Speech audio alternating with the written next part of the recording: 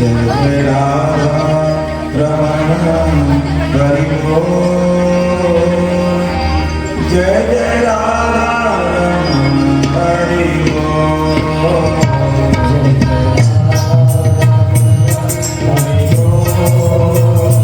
जय जय राधा हरि बोल। जय जय राधा रमण हरि बोल।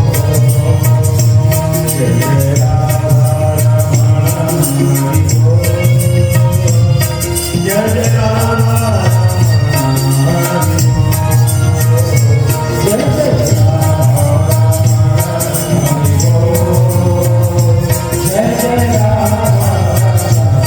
हरि बोल।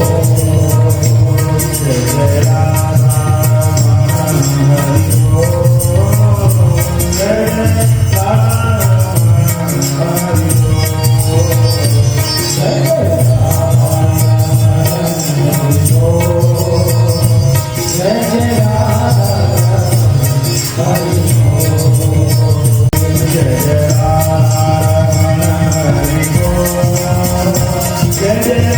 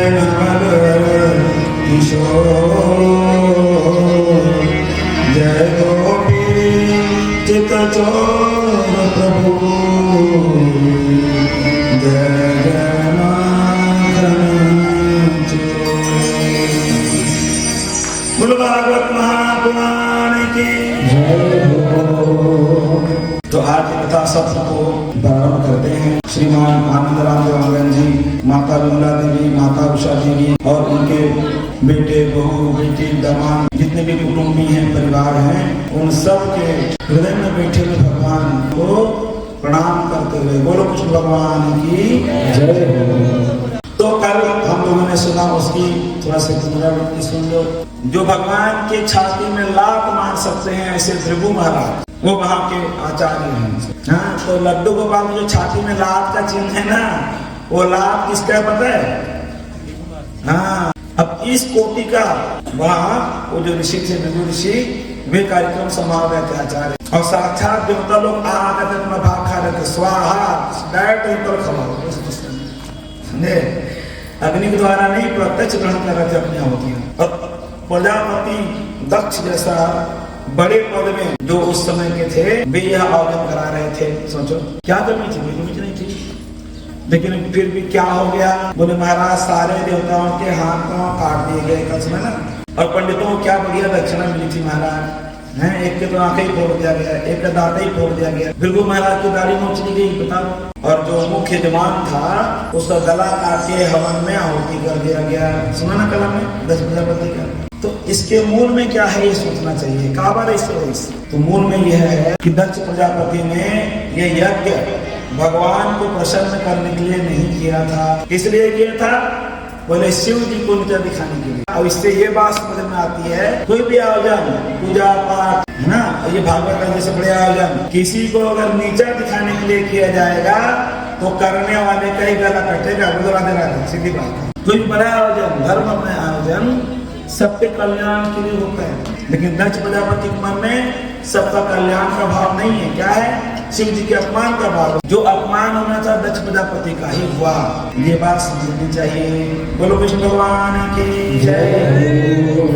शंकर भगवान, माता पार्वती, गणपति, कार्तिकेय जी, ये उनकी फैमिली है, और फिर नंदीश विज्ञानी सब मिला लो, तो इनका व्यवहार इतना बढ़िया है कि जो एकदम दुश्मन है वो लोग भी दोस्त की तरह रहते हैं शिव। इसलिए भगवान राम जी कहते हैं कि तुम विवाह कर ही लो, तुम खाली मत बैठो, तुम्हारी शादी देख करके लोगों को प्रेरणा मिलेगी।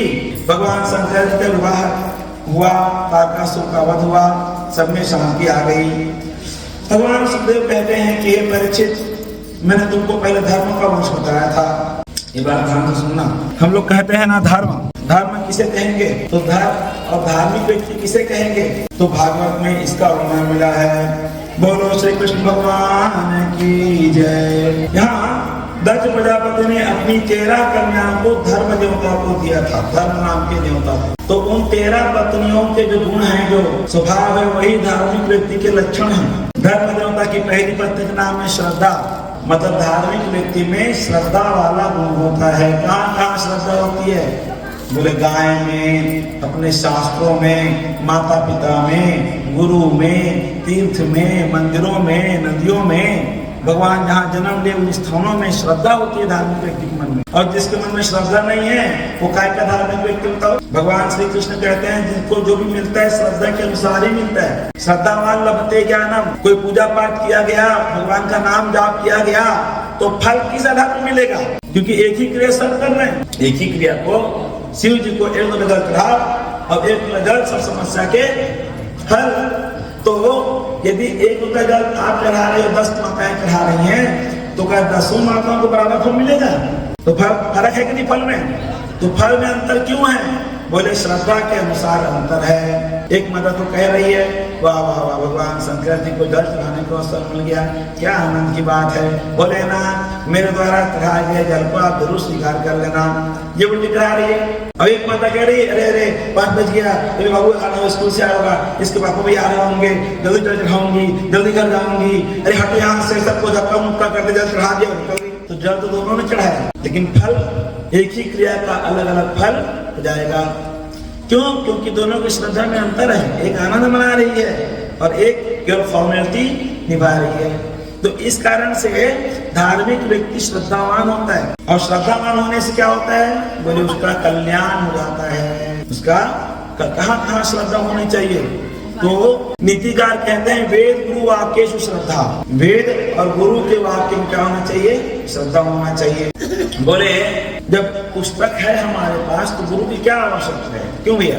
भैया पुस्तक में सब पढ़ लो, ज्ञान मिल जाएगा, क्या दिक्कत? लेकिन हमारे शास्त्रों में परोक्षवादी वेद सारी बातें घुमा के बताई गई हैं, सीधा नहीं बता रहे हैं। क्यों? क्योंकि अधिकारी लक्षण के लिए। जो अधिकारी होगा वो अन्वेषण करेगा, समझ जाएगा, और जो अनाधिकारी होगा ऊपर से लौट जाएगा, आवश्यकता नहीं उसकी। तो इसलिए परोक्षवादी वेद, हर बात को समझने के लिए सारी बातें हम नहीं समझ सकते। कि महाभारत आप पढ़ोगे ना तो महाभारत में खूब श्लोक डाल दिए हैं वेद व्यास जी ने। कैसे हैं? एक सुनो श्लोक को। केशवेन पदतम दृष्ट्वा पांडवानामपि हर्षिताः और कौरवेन विदुस्वः हा केशव। केशव मतलब केशव मतलब श्री कृष्ण भगवान। इसका अर्थ क्या होगा? श्री कृष्ण भगवान को गिरा हुआ देख करके पांडवानामपि हर्षिताः, पांडव लोग बड़े प्रसन्न हो गए, और कौरवेन विदुस्वः, कौरव रोने लग गए। हाँ केशव केशव। ऐसे होगा क्या?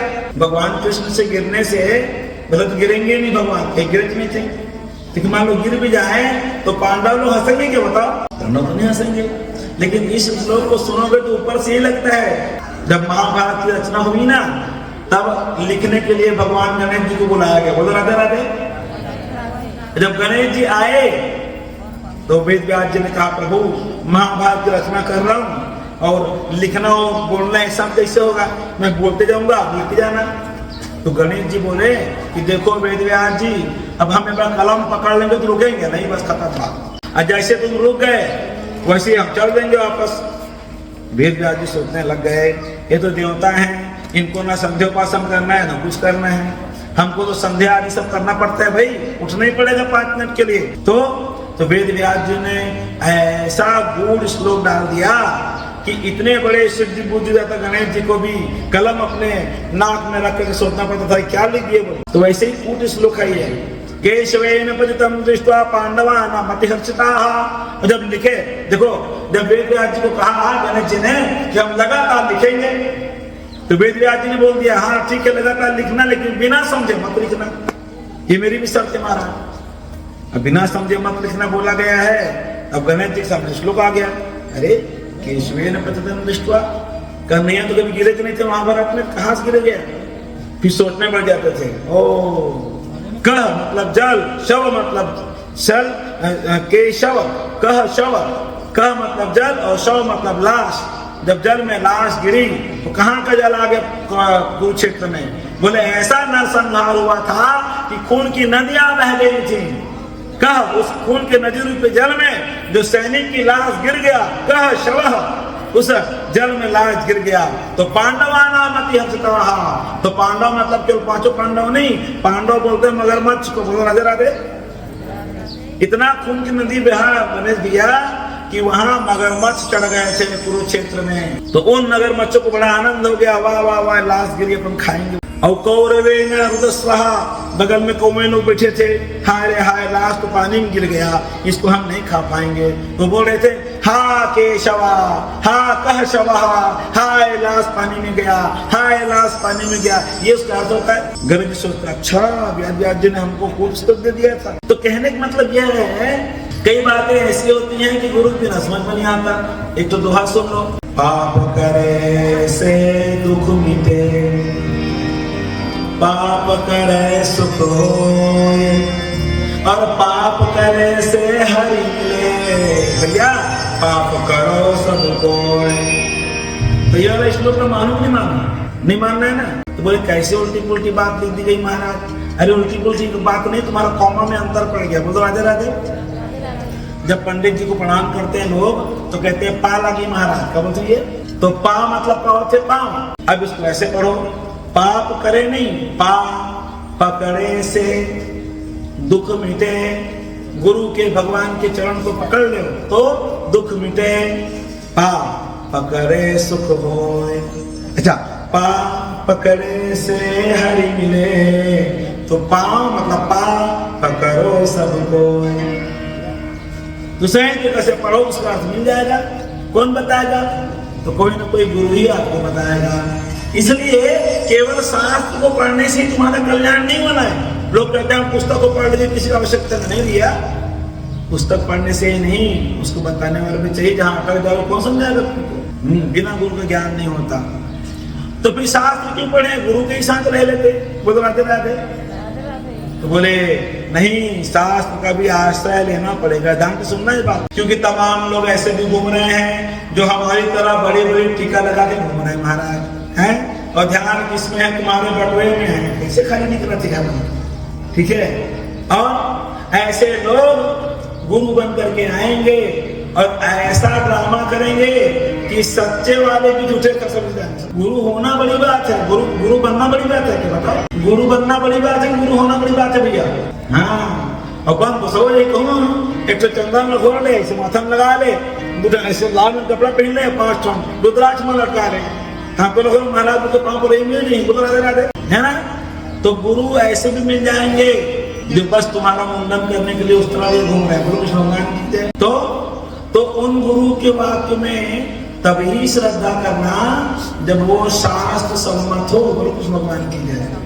समझे कि लोग? इसलिए केवल गुरु नहीं चाहिए, शास्त्र भी चाहिए। वेद गुरु वाक्य से श्रद्धा। वेद मतलब शास्त्र में श्रद्धा रखो, मतलब पढ़ो पुस्तक ला। मैं भागवत करता हूँ, बोलो राधे राधे। अब मैं भागवत कर रहा हूँ, ये कथा भागवत से है या महाराज कहाँ क्यों लेकर मारा थे? एक नजर किसे लगा के बता? हाँ, तो पढ़े का जाएंगे। तो एक बार भागवत को पढ़ ले, उसके बाद जब भागवत सुनबे तब थोड़ा समझ में आ रही कि ये जो गुरु अर्थात महाराज जो हमको कथा सुना रहे हैं वो सच्ची सच्ची कथा है या उधर से बना कथा सुना रहे हैं। तो किसमें श्रद्धा होनी? वेद में अर्थात शास्त्र में और गुरु में, दोनों में होना चाहिए। शास्त्र में कोई गूढ़ बात आ जाए उसको समझाने के लिए गुरु है, और गुरु सही बोल रहा है कि नहीं ये परखने के लिए शास्त्र है। बोलो कृष्ण भगवान की जय। तो श्रद्धा कहाँ होनी चाहिए?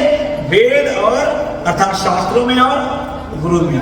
वेद गुरु वाक्य श्रद्धा, क्योंकि गुरु पर जब श्रद्धा होती है उसका कभी नुकसान होता ही नहीं है। ठीक है, तो कहने का मतलब यह है कि वेद गुरु वाक्य श्रद्धा, धार्मिक व्यक्ति जब धर्म के प्रति श्रद्धा रखता है तब उसका कल्याण होता है। तो ये कौन है कल्याण? बोले धर्म देवता और श्रद्धा देवी के पुत्र नाम कल्याण हुआ।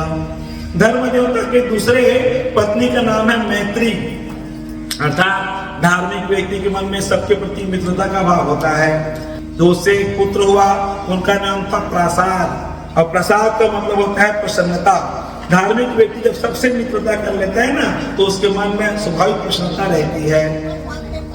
जिसके मन में कोई दुश्मनी का भाव हो वो दुखी होगा, और जब सबको मित्र मान लियो तो प्रसन्न नहीं होगा ना। धर्म देवता की तीसरी पत्नी का नाम है दया। धार्मिक पुरुष, धार्मिक व्यक्ति चाहे स्त्री हो या पुरुष दयावान होता है, और दयाहीन व्यक्ति को धार्मिक पुरुष नहीं कहते।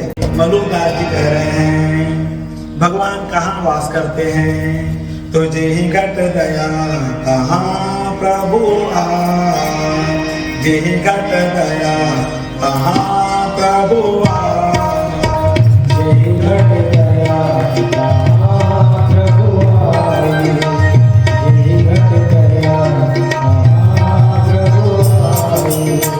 अपना सा दुख सब पाए, अपना सा दुख सब पाए, आगे दया आएगा, आगे दया आएगा, जय घट दया कहाँ प्रभु आए, जे घट दया कहाँ प्रभु आए। मलुकदास जी कह रहे हैं कि भगवान आपका वास कहाँ होता है? जिस जीव के हृदय में दया है उसके हृदय में ही आपका वास होता है। चाहे कोई कितने ज्ञानी हो जाए, सुना कितने धर्म कार्य कर ले, तीर्थ जावे करे जो कोई, तीर्थ जावे करे जो कोई, बिना दया सब निष्फल होई। पंडित पोथी पढ़े 50, बिना दया सब होई है नाश। बिना दया के धार्मिक मनुष्य की पूर्णता नहीं हो सकती। दया से जब विवाह हुआ धर्म देवता का तब कौन पुत्र होता है? बोले दया से पुत्र हुआ अभय। जिसके हृदय में दया है वही अभय दान दे सकता है। अभय मतलब निर्भय, किसी का डर ना हो। कहाँ डर नहीं होगी? जहाँ दया है वहीं डर नहीं होगा, और जहाँ हिंसा है वहां तो आदमी डरा डरा ही जिएगा। धार्मिक व्यक्ति की तीसरी पहचान है दयावान होता है। धर्म देवता की चौथी पत्नी का नाम है शांति, शांत होता है। तो अशांत कब होता है? शांति चाहिए ना, तो अशांत क्यों है? रजित पता लगाओ। अगर मनुष्य शांति चाहता है तो ये समझना पड़ेगा कि वो अशांत क्यों है। 6 कारणों से मनुष्य अशांत होता है। पहला है काम, दूसरा है क्रोध, तीसरा है लोभ, चौथा है मोह, पांचवा है मद मतलब अहंकार, और छठवा है मात्सर्य मतलब जलन। और जिसके मन में 6 है या 6 में से कोई एक भी है वो आदमी शांति से नहीं बैठेगा। क्यों भैया? इसलिए धार्मिक पुरुष के मन में ये 6 विकार नहीं होते। अच्छा, उससे क्या होता है? बोले उससे सुख नाम का पुत्र उत्पन्न होता है। जब ये 3 चीज को, ये 6 चीज को आप जीत लोगे, काम क्रोध लोभ मोह मद मात्सर्य, इन पर विजय प्राप्त कर लोगे तब मन को सुख का अनुभव होता है। वरना जलनपुरी है तो कैसे सुखी रहेगा? धर्म देवता की 5वीं पत्नी का नाम है तुष्टि, और तुष्टि का मतलब होता है संतोष। संतुष्ट होता है मन से, क्योंकि गोधन गज धन बाज धन और रतन धन खान, और जब आए संतोष धन सब धन दूरी समान। 100 रुपए के सब्जी लिया टोकरी में और बोलता है 200 रुपया बनाऊंगा, और 200 नहीं बना 150 बना। तो आदमी हानि का अनुभव करता है, और नुकसान हो तो 50 तो संतोष नहीं मनाएगा तो कैसे मन में प्रसन्नता आएगी। धर्म देवता और तुष्टि के पुत्र का नाम है मोद। मोद का बोलते हैं भीतरी आनंद। धर्म देवता की छठी पत्नी का नाम है तुष्टि, अब उससे अहंकार का प्रादुर्भाव हुआ, अहंकार नाम का पुत्र हुआ। अब ये अहंकार क्या है, बोले सात्विक अहंकार। तुलसीदास जी लिखते हैं अस अभिमान जाए जनि मोरे, मैं सेवक रघुपति पति मोरे। अस अभिमान जाए जनि मोरे, मैं सेवक रघुपति पति मोरे। वाल्मीकि रामायण में ऐसा आता है, जब हनुमान जी गए लंका में और रावण के सामने उनको बांध कर लाया गया, तब हनुमान जी को रावण ने पूछ लिया था, काते कपिल, अरे वानर तू कौन है? हनुमान जी सोच पड़ गए कि मैं कौन हूँ। अरे ये क्या पूछ लिया इसने, मैं कौन हूँ? अगर मैं कहूँ मैं केसरी नंदन हूँ तो ये भी अधूरी बात है, मैं पहले कुछ और था। अगर मैं कहूँ मैं पवन सुख हूँ ये भी अधूरी बात है, मैं कुछ और था। मैं ये सब तो नहीं था, इसी बार में ये सब हूँ, पहले तो मैं नहीं था। हनुमान जी सोच पड़ गए कि मैं क्या परिचय दूं अपना इसको, क्या बोलूं मैं इसको। सीता मैया ने प्रेरणा दी महाराज, हनुमान जी ने गर्जना कर दी, माता रामो मत पिता रामचंद्र, स्वामी रामो मत सखा रामचंद्र, सर्वस्व में रामचंद्रो व्यारो, न अन्यम जाने ने व जाने न जाने। अरे रावण मैं कौन हूँ सुन, दासो हम कौशलेंद्रस्य, मैं श्री रामचंद्र जी का दास हूँ, ऐसी गर्जना कर दी। तो जो अहंकार है ना मैं, उस मैं को कहाँ जोड़ दिया उन्होंने, भगवान श्री रामचंद्र के साथ जोड़ दिया। तो जो अहंकार है ना अत्यंत सूक्ष्म है, उसको जीत पाना सबके बस की बात नहीं है।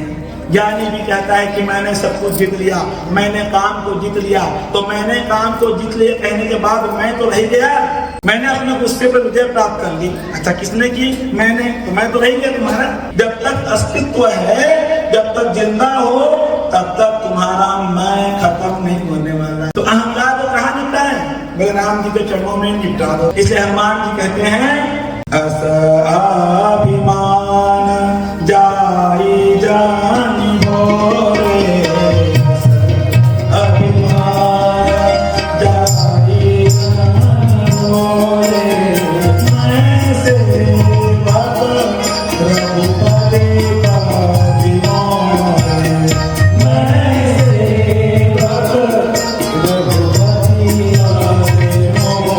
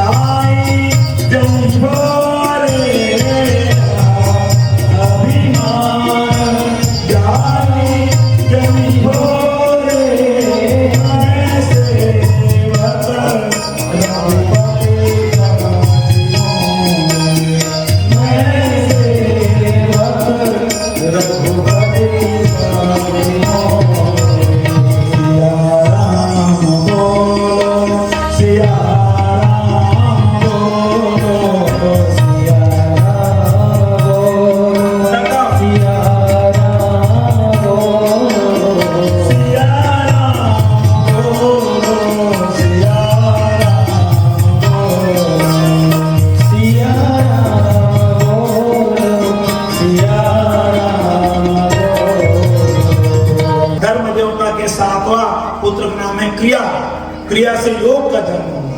धर्म देवता के 8वीं पत्नी का नाम है उन्नति। हमको ये सोचना चाहिए कि कल हम जैसे थे पैसा के मामले में, स्वास्थ्य के मामले में और आध्यात्म के मामले में, उससे आज हम ऊपर उठे कि नहीं उठे, ये आप सोचो बैठ के। धार्मिक व्यक्ति सदैव अपनी उन्नति का ध्यान रखता है। आज मैंने काम को जीत लिया, ठीक है, अब वो जितना पाए मेरे से, फिर दूसरे दिन अपने क्रोध को जीत लूंगा। उन्नति कर रहे हैं ना भाई। जैसे जैसे पैसा बढ़े उसमें वजन बढ़ना चाहिए, होता उल्टा है। तो धार्मिक व्यक्ति उन्नति का ध्यान रखता है, सावधान रहता है। जब उन्नति को प्राप्त होता है ना, तो धर्म देवता उन्नति का पुत्र है दर्प, उसके अंदर दर्प आता है। और दर्प का मतलब एक तरह से अहंकारी है, लेकिन सात्विक अहंकार है। सुनो ध्यान से। एक बार ना बादशाह अकबर जा रहे थे शिखर फतेहपुर सीकर से दिल्ली की ओर, तो बीच में पड़ता है मथुरा, मथुरा रे। तो यमुना जी के किनारे में कोई फूल बेचने वाला माली था, और वो ये टोकरी पर ताजा ताजा गुलाब का फूल रखा हुआ था। एक आना दो आना चलता था पहले, है ना भाई। तो 2 आने में बात हो गई पंडित जी से, एक टोकरी गुलाब का फूल हमारे भगवान को चढ़ाएंगे बिहारी जी को। वही समय बादशाह अकबर का एक सिपाही आ गया, और वो आके बोलता है, ए भैया फूल वाले, एक टोकरी का फूल कितने का दिए? बोले 2 आने में बात हो गई है। अरे 2 आने किससे बात हुई? पंडित जी से बात हुई। तो सुनो, हम तुमको 4 आने देंगे। इसको देखो, हम पंडित जी बोले, भैया तुम कौन हमारा सौदा बिगाड़ रहे हो?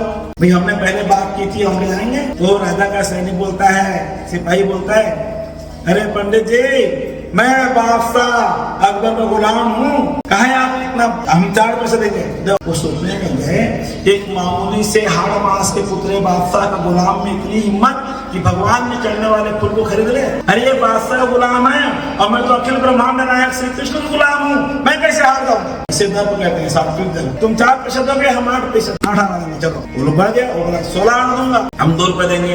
ऐसी करते करते महाराज, वो जो सैनिक था बोलता है, मैं 50 रुपया दूंगा। और पंडित जी फूल तोड़ मेरी महाराज बोलते, मैं 100 रुपया दूंगा। वो भाग गया सैनिक। वो फूल वाला बोलता है, देखो पंडित जी बात सही है, क्या आपने 100 रुपये में दूंगा बोला है, अब भले ये फूल मेरे को जमुना जी में कितना पड़ जाए, आपको दूंगा तो 100 में ही दूंगा। बोले भगवान की जय। पंडित जी बोले, अरे भैया हम ब्राह्मण हैं, भगवान के भक्त हैं, हम झूठी प्रतिज्ञा नहीं करते, हम ला रहे हैं पैसा। और घर गए भैया, और घर जा करके अपनी सारी चल संपत्तियों को बेचा, बर्तन बाबा सब दे दिया महाराज जी का, और सब दे दिया ना, तब 100 रुपये हुए। वो 100 रुपये लेकर क्या है, ले भैया अपना पैसा पकड़, और फूल को ले लिया उन्होंने टोकरी। ये जो अहंकार सा है ना, ये दर्प कहलाता है, सात्विक अहंकार। तो टोकरी पर फूल लेकर के आए, अपने घर के भगवान बांके बिहारी जी को सजाया सुंदर, और फूल की माला भगवान के सामने ले आए। तो फूलों में सज रहे हैं, फूलों में सज रहे हैं, फूलों में सज रहे हैं,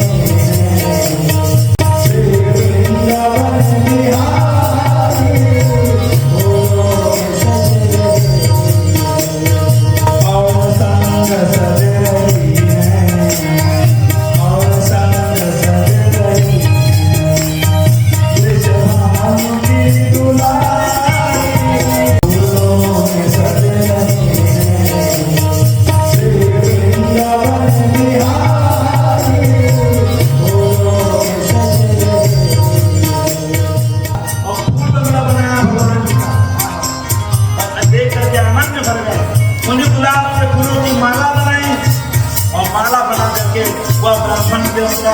नृत्य करने लगे, नाचने लगे।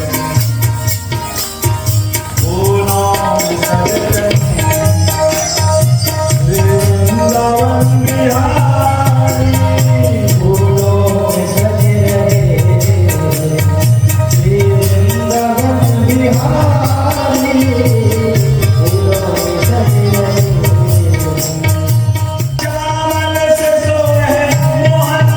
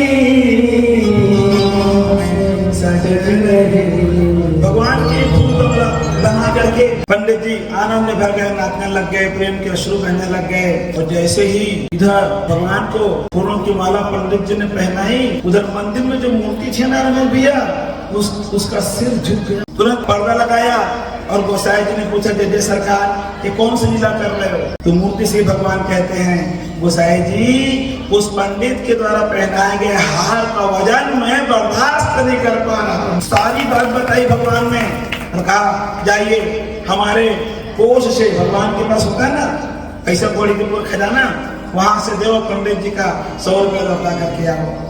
तब तो गोसाई जी भगवान का प्रसाद लिए और सुंदर भगवान की तुलसी आदि माला ली और जो 100 रुपए ली थी वो लेके पंडित जाके दिए। बोले, भगवान ने तुम्हारी सारी बात हमको बता। तो जो पंडित में था वही था दर्प, सात्विक अहंकार होता है। भगवान के लिए कुछ भी कर गुजरने का धार्मिक मनुष्य में दर्प होता है। हमारे गणेश जी में चढ़िए माला, बोलते नहीं, जो वहां इतना बड़े माला चढ़े, हम लोग गणेश जी में यहाँ चढ़ा। बस दोष यही होता है कि दूसरे को गिराने के लिए मत हो, रौनकता बढ़ाने के लिए आप कंपटीशन करो तो आनंद जब से है। तो ये दर्प धार्मिक मनुष्य में होता है। धर्म देवता की 9वीं पत्नी का नाम है बुद्धि, और बुद्धि से जो पुत्र हुआ उसका नाम है अर्थ। समझे भैया? अर्थ मतलब धन। और कौन सा धन? कि पायो जी मैंने राम रतन धन पायो जी मैंने राम रतन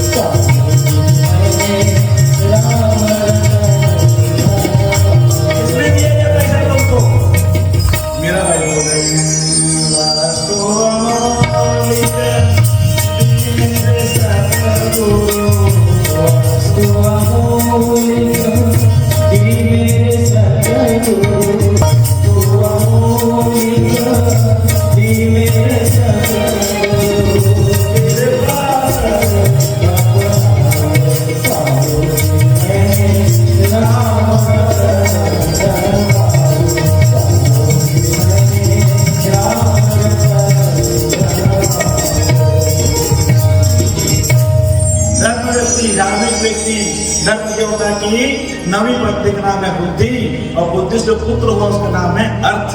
10वीं पत्नी का नाम है मेधा, का मतलब होता है धारण से, भगवान को बोलता नहीं वो, और उससे जो पुत्र हो उसका नाम है स्मृति। ये मेधा का मतलब समझ में आया? जैसे अर्जुन को था सोवत जागत शरण तिहारी, विष्णु पितामह ने कहा कि मैं एक पांडव को मार डालूंगा।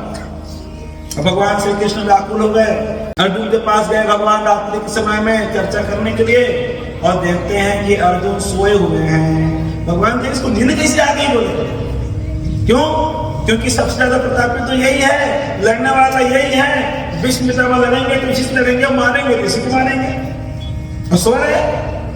जब भगवान उसके पास में गए ना, तो अर्जुन के मुख से आवाज आ रही थी, जय श्री कृष्ण, जय श्री कृष्ण, जय श्री कृष्ण। सोए हुए हैं और होंठ गुदगुदा रहे हैं। सोए रहने पर याद रहता है? कुछ रहता है।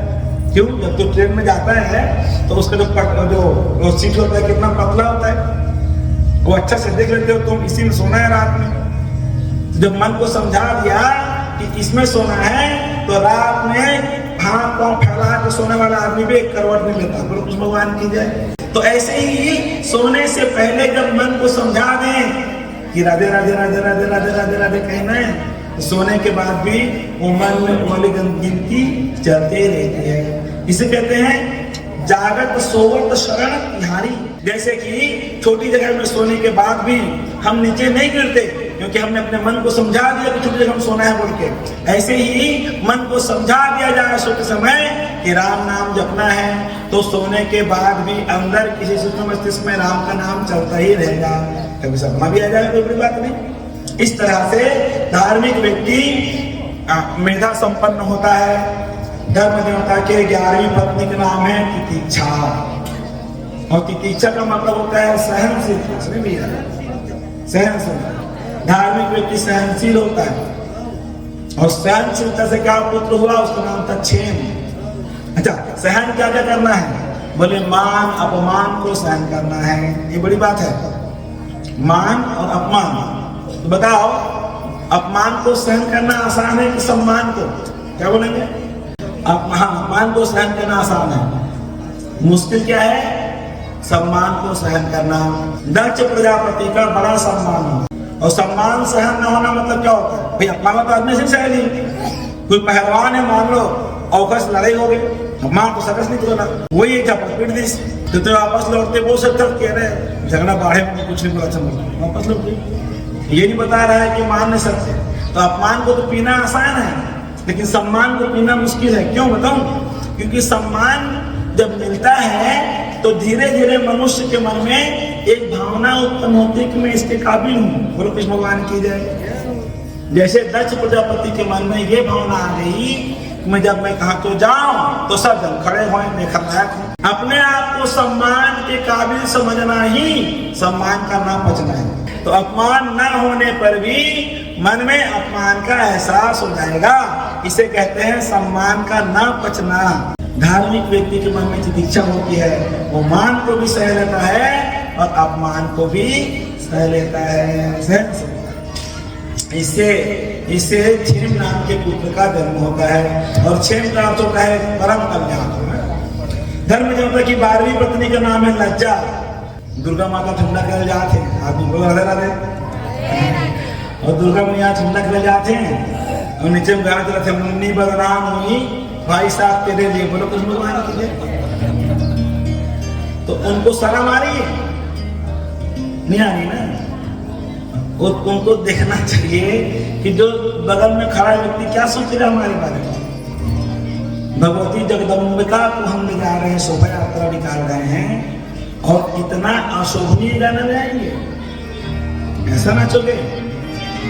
तो धार्मिक व्यक्ति में अपने धर्म के प्रति, समाज के प्रति, माता पिता घर के प्रति लज्जा का भाव होता है कि मुझे इस हालत में देख ले बीड़ी पीते हुए तो लोग क्या कहेंगे। आवाज का तो 15-16 साल के लेकर मैं बीड़ी पे रस्तम हुआ तो लोग भगवान किसी के बात पर थोड़ा खाते हैं, यही है। और ते बोल रहे तो 50-44 बोल के सुना नहीं है किसी के बोल के। कहने का मतलब ये है कि लज्जा का भाव कैसे खत्म हो गया हम लोगों में। धार्मिक व्यक्ति अपनी लज्जा बना के चलता है, उससे विनय नाम का पुत्र होता है। धर्म देवता की 13वीं पत्नी का नाम है मूर्ति। क्या है? मूर्ति। मतलब धार्मिक व्यक्ति किसी न किसी मूर्ति में पूजा अवश्य करेगा। अब कोई ग्रंथ को मूर्ति मान ले, कोई एक दिशा को मूर्ति मान बुद्धि श्रद्धा करे, या कोई गुरु में मूर्ति मान ले, या कोई भगवान की साक्षात मूर्ति में पत्थर की, सोने की और ये पीतल आदि की मूर्ति पूजा करे। तो जहाँ धर्म है वहाँ मूर्ति होगी ही। धार्मिक व्यक्ति बिना मूर्ति के धार्मिक ही नहीं। बोलो कि भगवान की जय। और उन धर्म देवता मूर्ति देवी से प्रकट हुए, उनका नाम था नर नारायण।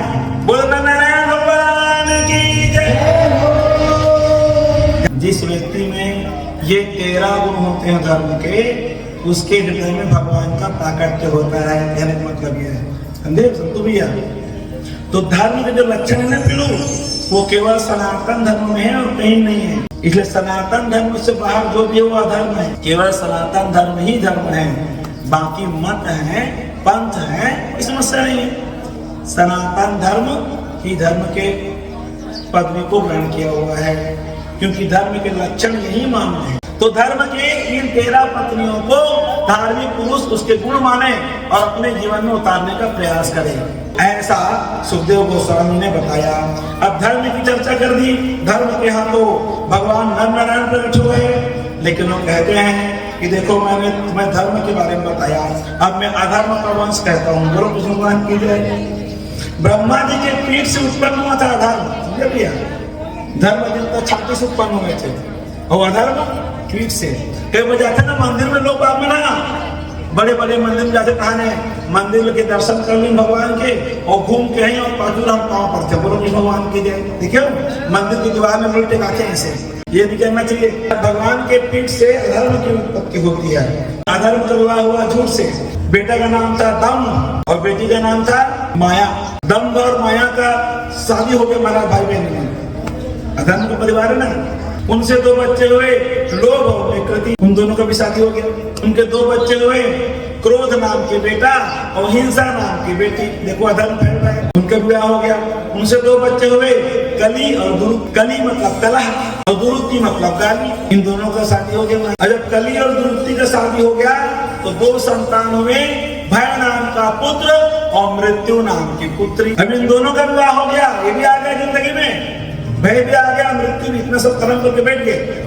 भय भी आ गया, मृत्यु भी आ गई, तो उनसे भी 2 संतान हुई, यातना नाम का बेटा और नरक नाम की बेटी। बोलो कृष्ण भगवान की जय। तो अधर्म का परिवार चालू हुआ, अधर्म मृषा से और खत्म हुआ यातना और नरक मिलाकर। इसलिए अधर्म से बचना चाहिए। सारी गिनती जो बताई इनसे बच के रहो। तो अधर्म का परिवार कहाँ से बढ़ा? झूठ से बढ़ा। इसीलिए हर परिवार में कहा जाता है कि कोई ना कोई एक पूर्णिमा छाट ले हो और साल में एक बार सत्यनारायण की कथा कराओ। बोलो कृष्ण भगवान की जय। सत्यनारायण की कथा करने का अर्थ यही है कि हम सत्य का आश्रित रहे, हम सत्य को माने, सत्य बोले, सत्यपूर्ण जीवन रहे, ताकि झूठ को आने का अवसर न मिले और अधर्म का परिवार मत फैले, मत बने। बोलो कृष्ण भगवान की। धीरे से बोलो राधे राधे। अब आगे कथा कहने से पहले तो भजन गा लेते हैं। बोलो कृष्ण भगवान की जय। मेरा आपकी कृपा से सब काम हो रहा है, मेरा आपकी कृपा से सब काम हो रहा है।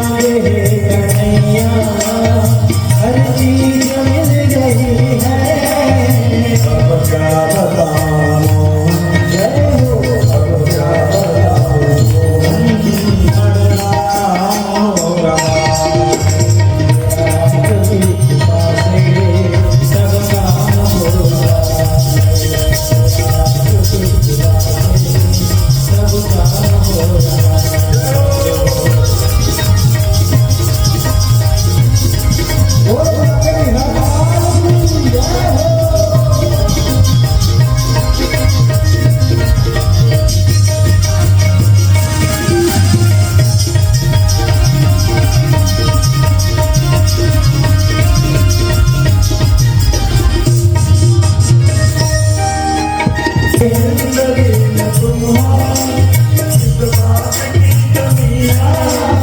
मेरी जिंदगी में तुम हो, किस बात की कमी है।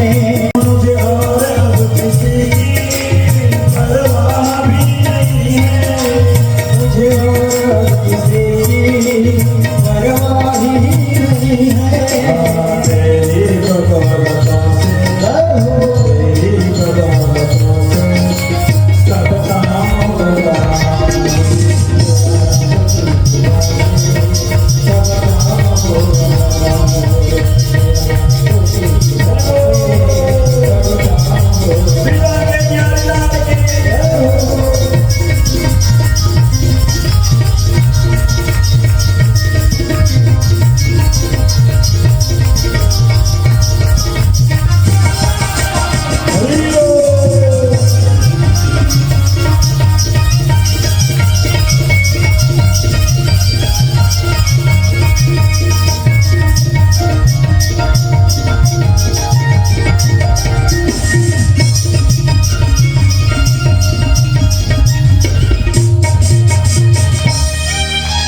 दुनिया में होंगे लाखों, तेरे जैसा कौन होगा।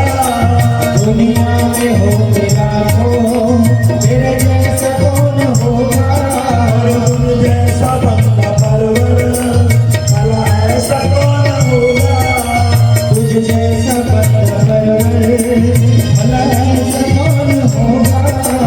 दामा है तेरा दामन, जय हो दामा है तेरा दामन।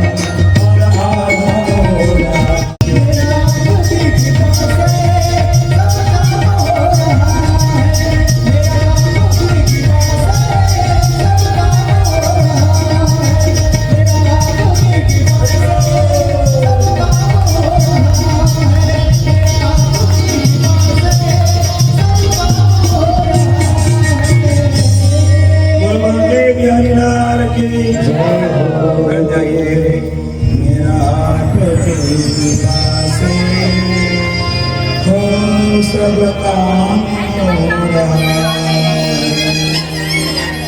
सब काम होगा।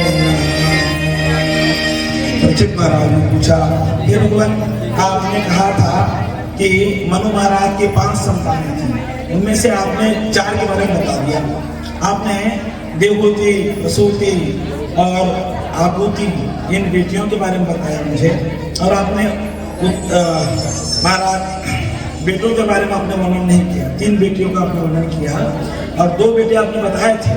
एक पुत्र था बड़ा बेटा, उनका नाम था उत्तानपाद, और दूसरे पुत्र का नाम था प्रियव्रत। तो उनकी क्या कथा है बताइए। ऐसा पूछने लग गए। तब सुखदेव गोस्वामी कहते हैं, देखो जो उत्तानपाद नाम के राजा थे ना, उनकी 2 पत्नियां थी। एक का नाम था सुरुचि और दूसरे का नाम था सुनीति। इसका लक्षण भी लिख लो। उत्तानपाद कहते हैं जिसका पैर ऊपर है और सिर नीचे है। जब मनुष्य जन्म लेता है तो सिर नीचे ही होता है और पैर ऊपर ही होता है। उत्तानपाद तो सभी है। अच्छा, सबके जीवन में 2 चॉइस है, सुनीति को मान लो या सुरुचि को मान लो। बताओ क्या चाहिए, सुरुचि चाहिए कि सुनीति चाहिए। तो लोग आकर्षित होते हैं सुरुचि पे। 8 बजे उठना सुरुचि है और 4 बजे उठना सुनीति है। समझ नहीं बात। तो सुरुचि पसंद है कि सुनीति पसंद है, बताओ। सुरुचि ही पसंद होती है। ऐसे ही उत्तानपाद को भी सुरुचि नाम की जो रानी थी, उनको बड़ी अच्छी लगती थी, है ना। थोड़ी गोरी चमड़ी होती है ना, बोल राधे राधे। दूसरी पत्नी पसंद थी। पहले पत्नी पर तो रुचि कम था, इसलिए अलग से उनके लिए कोठी बना दी। दोनों से 1-1 संतानें हुई। जो बड़ी रानी थी ना, उनका नाम है सुनीति और उनके पुत्र हुए ध्रुव। और छोटी रानी जो थी सुरुचि, उनके पुत्र हुए उत्तम। एक बार ऐसा हुआ कि राजसभा में उत्तम अपने पिता की गोदी में बैठे हुए थे। तो ध्रुव महाराज पहुंचते, जांग में बैठे उत्तम, और ध्रुव महाराज आए, बगल में सुरुचि बैठी है। ध्रुव महाराज कहते हैं कि हमें भी पिता की गोदी में बैठना है। और बैठने जा रहे थे तो सुरुचि ने ध्रुव के हाथ को पकड़ करके धक्का दिया महाराज। और क्या कहती है, बालो असी बतना तुम्हारा मन्य स्त्री गर्भ संवृतः नूनम वेद भवान यस्य दुर्लभ अर्थे मनोरथः। अरे बालक, ये दुर्लभ मनोरथ क्यों करता है? तेरी इच्छा पूरी नहीं होगी राजा गोदी में बैठने के लिए। तो बोले मैं भी तो राजा बैठूं, मैं क्यों नहीं बैठ सकता? ध्रुव जी ने कहा। वो कह रही है देखो तुम राजा के बेटे तो हो, लेकिन इनकी गोदी में बैठने के लिए मेरा बेटा होना जरूरी है। बोलो कुछ भगवान की जय। और देखो सौदा सुरुचि कह रही है तपसाराध्य पुरुषम तस्मानुग्रहेण में गर्भे त्वां साधयात्मानं यदि चसी निवासनम्। अरे बच्चे, यदि तेरे को अपने पिता की गोदी में आना है तो तू एक काम कर। बोले क्या? तू जंगल में जा और वन में जा करके वहां भगवान विष्णु का ध्यान कर और भगवान विष्णु का तप कर। जब तेरी तपस्या से भगवान प्रसन्न हो जाएंगे तब तो भगवान से वरदान मांगना कि हे भगवान मैं सुरुचि मैया के कोख से पैदा हूँ, और जब तुम मेरे कोख से पैदा लेओगे तब बाप की गोदी मिलेगी। बोलो कि भगवान की जय। इसे कहते हैं सौतिया डाल। समझ में आई बात? अब दोबारा जन्म कब होगा पिलू? जब मरेगा, मतलब मर गया जब जा वन में जाके मर जा, यही कह रही हो। बोलो कि भगवान की जय। ध्रुव जी महाराज ने पिता की ओर देखा और पिताजी के वो तो पत्नी के मुंह में पड़े हुए थे, सिर झुका दिए। तो बेचारे क्या करते, रोते रोते आ गए अपनी मैया के पास।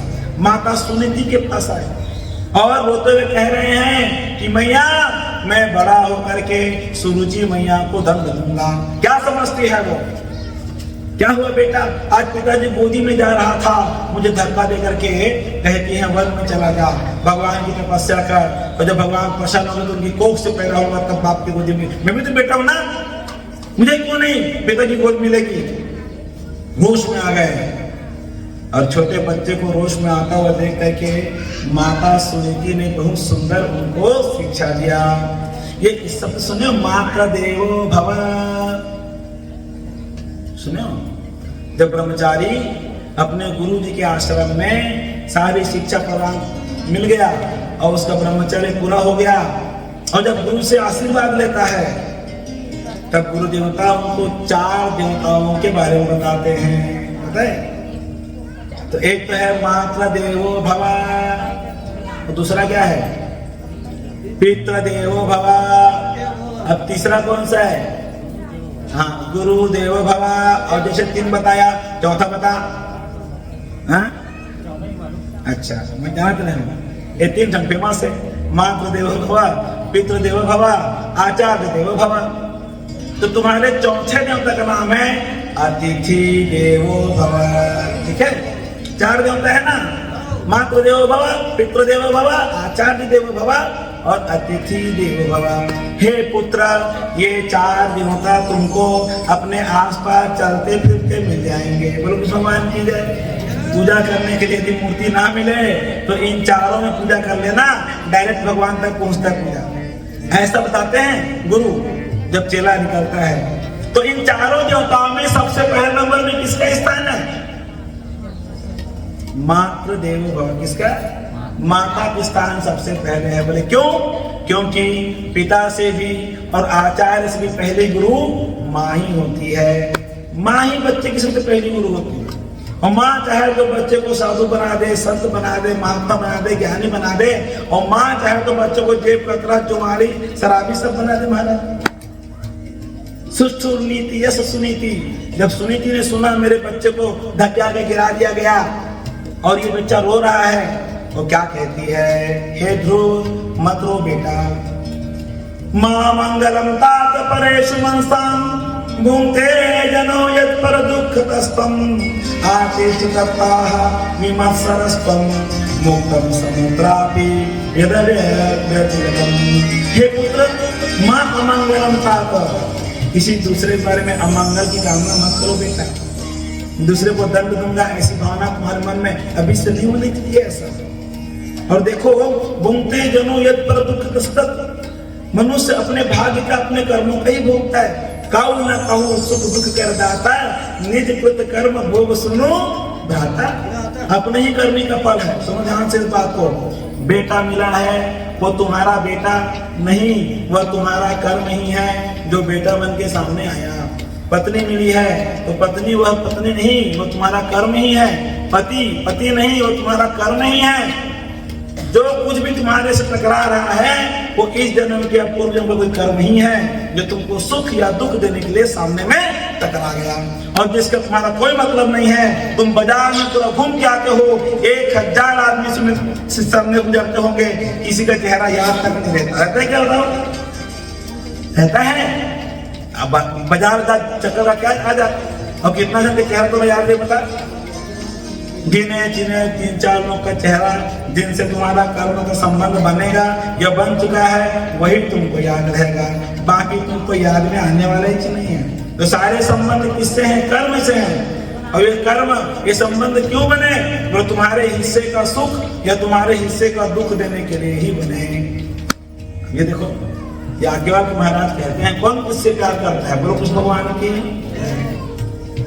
याज्ञवल्क्य महाराज को लोपामुद्रा जी ने पूछा, मैत्री जी ने पूछा कि महाराज इस संसार में कौन किससे प्रेम करता है? वो कहते हैं कोई किसी से प्रेम नहीं करता। कोई किसी से प्रेम नहीं करता। हाँ देवी, पत्नी अपने पति से प्रेम नहीं करती तो किससे प्रेम करती है? बोले वो अपने अनुकूलता से ही प्रेम करती है। पति अपने पत्नी से प्रेम नहीं करता, अपनी अनुकूलता से प्रेम करता है। बच्चे माता पिता से प्रेम नहीं करते, अपनी अनुकूलता से प्रेम करते हैं। क्यों? ऐसे है कि नहीं है? नहीं कह देना, समथिंग सब्जी में नमक ज्यादा नहीं देते। सच बात यही है कि कोई किसी से प्रेम नहीं करता, सब अपने मतलब को ही प्रेम करते हैं। जे ऐसा याज्ञवल्क्य महाराज कहते हैं। तो हे पुत्र, कोई किसी को दुख नहीं देता। तेरा ही किया हुआ कर्म है, तेरा क्या मेरा किया हुआ कर्म है बेटे। माँ के कर्म का फल तो बेटा भुगत रहा होगा। तो ऐसे माँ अमंगलम तात, दूसरे के बारे में तू बुराई मत सोच। क्योंकि बेटा जब कोई बुराई सोचता है तो बुराई करेगा बाद में, आया उसके दिमाग में पहले। भगवान की जय। जब तुम सोचते हो फला को दंड दूंगा, तो दंड देने से पहले वो कुबुद्धि तुम्हारे में पहले आ गई ना। इसलिए दूसरे की बुराई मत सोचो। आतिष्ठा ततात विमत्सरस्त्वम, बेटे तेरे मन में उत्तम के प्रति जलन भाव आ गया, विमत्सरता आ गई है, इसको त्याग दे। और बल्कि मैं तो ये कहती हूँ, आराध्य पाद पद्मम यदि इच्छा से आद्यासन उत्तम यथा। यदि तुम उत्तम की तरह आधा आसन चाहते हो पिता का, तो तुम्हारी माँ ने बिल्कुल ठीक कहा बेटा। जो व्यक्ति भगवान से मिलने के लिए प्रेरणा दे, 5 तो काली भक्त भगवान से मिला है, वो तुम्हारा मित्र है? या हार पहना के जुआ खिलाए वो तुम्हारा मित्र है? बताओ क्या कहेंगे? जो व्यक्ति 5 तो काली भक्त के भजन के लिए सिखा दी, सीताराम के लिए सिखा दी, वो तुम्हारा मित्र हुआ भाई? या जो व्यक्ति तुम्हारे गले में हार पहना दिया, चंदन टीका लगा दिया, चल बैठ ताश खेलता बोले, तो कौन तुम्हारा मित्र हुआ? जो भजन सिखा दिया वही तुम्हारा मित्र है। लेकिन लोग मानते कहाँ हैं इसे? गुरु कृष्ण भगवान की जय। वो तो आज पार्टी मनाओ, शाम के भजन का, ये उसको मित्र बोलते हैं। और कोई कहे चलो भजन करेंगे, होता है नहीं होता ऐसा।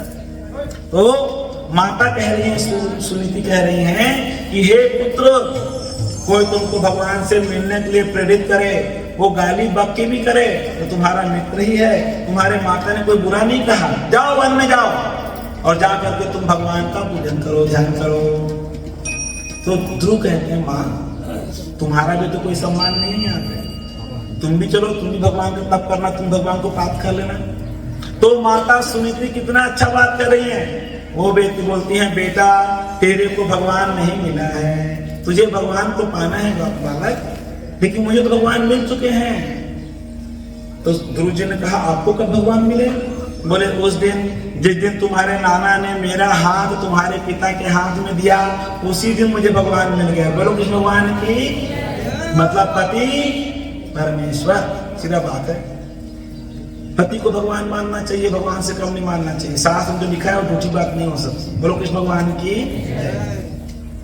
पति यदि सुख दे अच्छी बात है, कोई दुख दे दे तो दुख तुम्हारी किस्मत का है। ध्यान दो, ये कितना स्पष्ट है सब चीज। पति यदि दुख भी दे रहा है तो अभी बताया मैं आपको, वो पति नहीं, तुम्हारा कर्म ही पति बन करके आया है और तुम्हारे इस जन्म या पिछले जन्म के पाप का दंड देने के लिए पति बन करके आया है।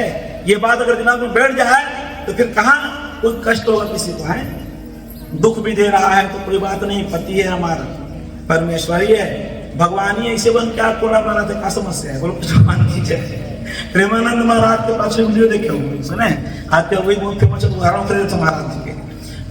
बाबा जी के पास कोई आया, कोई महिला थी और रोने लग गई, मेरे पति बड़ा शराब पीते हैं, बड़ा मारपीट करते हैं, वो हल्ला करते हैं, मेरा मन भक्ति में है, मेरा मन करता है कि ऐसे अपमान की जिंदगी को छोड़ करके इधरी वृंदावन में आकर के आपके आश्रम में किसी कोने में बैठ जाऊं महाराज। तो प्रेमानंद महाराज ने क्या किया मालूम, उन्होंने कहा देखो बिटिया, तुमको जो वहां कष्ट मिल रहा है, अगर वहां रहने में तुमको कष्ट अनुभव हो रहा है तो तुम इधर हमारे आश्रम में भी आओगी तो उस बात से नहीं, किसी और बात से तुमको कष्ट होने लग जाएगा, क्योंकि वो कष्ट तुम्हारे भाग्य का है, तुम्हारी कमाई का है। वो ये पेड़ बबलू का तो आम कहाँ से हो, इसलिए बात है।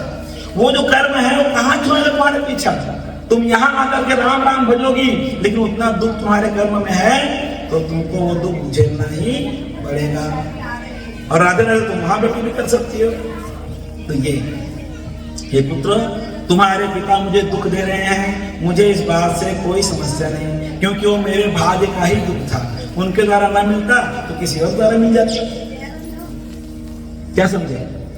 सुखी रहने पर, सुख भोगने पर, घर में चाहे एसी चलाता तो एसी के साथ तो बिजली भी बढ़ा तो पैसा खत्म नहीं होते, साथ साथ पुण्य भी खत्म होते। बोलो कृष्ण भगवान की जय। क्यों भाई? घर में एसी लग गया, कूलर लग गया या पंखा लग गया तो किसी न किसी पुण्य का तो फल होगा, वरना हाथ झुकते रहते हैं, ऐसे नहीं होता। तो कोई ना कोई पुण्य तो खत्म हो रहा है, मीटर ही नहीं घूम रहा है, तुम्हारा पुण्य भी घूम रहा है उधर। तो पुण्य, जब सुख आता है जीवन में तो पुण्य खत्म होता है, और जब दुख आता है तो पाप खत्म होता है, क्योंकि पाप कोई तुम खत्म कर रहे हो भोग करके। बोलो कृष्ण भगवान की। इसलिए हे पुत्र, मेरे पिता, तुम्हारे पिता ने, मेरे पति ने मुझे दुख दे दिया, कोई समस्या नहीं। अगर भगवान सुख देंगे तब भी हमारे भगवान रहेंगे, यदि भगवान दुख देंगे तब भी हमारे भगवान ही हैं। दो लोगों ने छोड़ दिया भगवान को भी, बता दिया।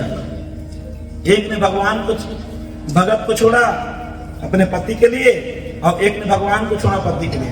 पता है कौन कौन ने? एक तो ये माता सुनीति है, इन्होंने अपने भक्त रूपी बेटे को छोड़ दिया पति के लिए, तू जा अकेला वन में तपस्या करना, मैं इधर तेरे पिता के पास रहूंगी। और उधर जब भगवान श्री रामचंद्र जी को वनवास हुआ तब माता कौशल्या ने कहा जाओ बेटा वन में जाओ, अब वन ही तुम्हारे पिता माता हैं।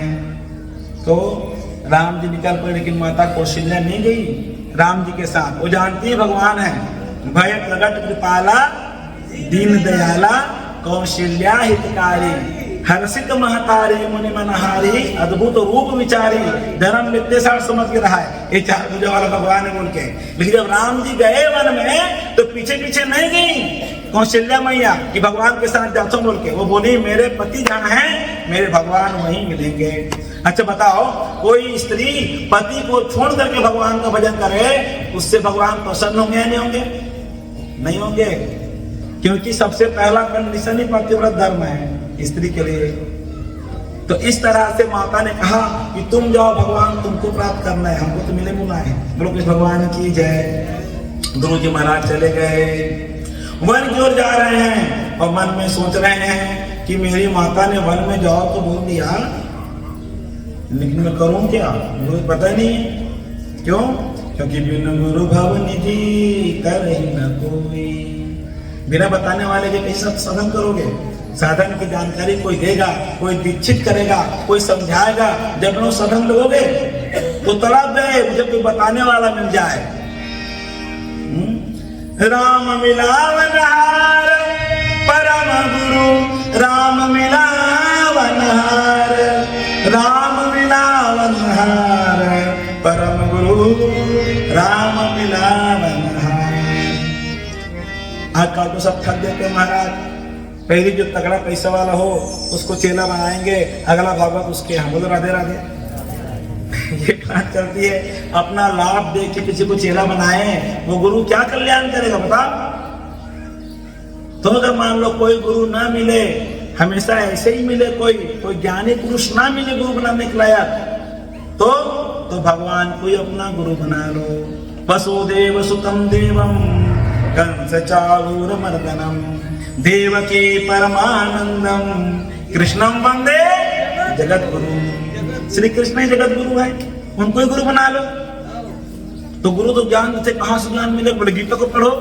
जब श्री कृष्ण को गुरु बना लोगे तो गीता पढ़ते समय भगवान ही तुम्हारी बुद्धि में बैठ जाएंगे और दिव्य अर्थ प्रकट कर देंगे। गुरु तो मानो। और श्री कृष्ण लगते हैं हायर क्वालिटी के हैं तो नीचे वाले में आ जाओ, श्री कृष्ण के दास हनुमान जी के पास पहुंच जाओ कि जय जय जय हनुमान गोसाई करहु कृपा गुरुदेव की नाई। उन्हें गुरु बना लो। और किसी देवता का प्रभाव सतयुग में होता है, किसी का द्वापर में, किसी का त्रेता में होता है, लेकिन हनुमान जी का चारों जुग परताप तुम्हारा है प्रसिद्ध जगत उजियारा। हनुमान जी का प्रभाव सतयुग में, कलयुग में घूम रहे हुए हैं वहां। बोलो कृष्ण भगवान की जय। सेठ से फनी थे, ठीक है, बोलो राधे राधे। महाराज कुंभ के मेले में गए, सेठानी बोली हमको कुंभ मेला जाना है। सेठ बोले बहुत भीड़ रहता है, तुम कहाँ जाओगे वहां पे, और हम बुड्ढा बुड्ढी हैं। बोलो कृष्ण भगवान की जय। जय जय जय बजरंग बली, जय जय जय बजरंग बली, जय जय जय बजरंग बली, जय जय जय बजरंग बली। जो भी दिल से पुकारे तुमको, जो भी दिल से पुकारे तुमको, उसकी विपदा कभी कभी। जय जय जय बजरंग बली, जय जय जय बजरंग बली, जय जय बजरंग बली, जय जय जय बजरंग बली। हम बुड्ढी बुड्ढा है, कहाँ जाएंगे देवी? दीदी को तो चलना होता है, इतना बड़ा मेला है, बहुत भीड़ रहता है, उधर कोई धक्का मुक्का मार दिए, अलग हो गए तो फिर हो गया गंगा स्नान। लेकिन पत्नी के मन में आ गया तो चलना ही नहीं, चलो। बहुत जिद किया तो चलो, देखो मेरे हाथ को पकड़े और मैं छोड़ना मैं बता रहा हूँ, क्योंकि बहुत भीड़ रहती देवी। ऐसा गए, हम लोग गए थे ना कुंभ में, कितना भीड़ था महाराज। वो रेला रैली नहीं, रेला था उसमें तो। इस बार भी है वो ऐसे ही महाराज, बड़ा भीड़ आया, दोनों पत्नी पकड़े। देखो देवी, उधर गंगा जी दिख रही हैं, उधर संगम है, हाथ मत छोड़ना, देखो देखो हाथ मत छोड़ना, कहीं हम छूट गए तो ढूंढना बड़ा मुश्किल है। ऐसा बोले महाराज, और जोर से धक्का लगाओ, हाथ छूटे गया। बोलो भगवान की जय। और पत्नी अलग और पति अलग। अब क्या करें? अनाउंसमेंट हो गया महाराज, सब पता लगवा लिया, लेकिन पत्नी का कोई पता ही नहीं चला। अब सेठ जी क्या करते हैं, बेचारे उदास हो गए। अब वापस आ रहे थे अपने डेरा में, तो सामने भगवान राम जी का मंदिर था। वो नजर रामचंद्र भगवान की जय। वहां के मंदिर पूजा में, अरे अरे बाबा जी उदास दिख रहे हैं, चेहरा उतरा हुआ है, क्या हुआ? मैं क्या बताऊं महाराज, आपकी माता जी बिछड़ गई हमसे। बोला तो था मत जाओ, इतना भीड़ है, लेकिन कहाँ मानती है, चली गई, बिछड़ गई, धक्का लग गया। क्या करूं समझ में नहीं आ रहा है, कहाँ खोजूं?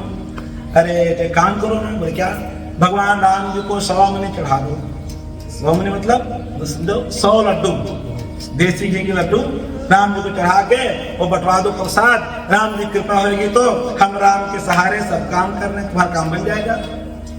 तो बात तो तुम ठीक ही कह रहे हो भैया।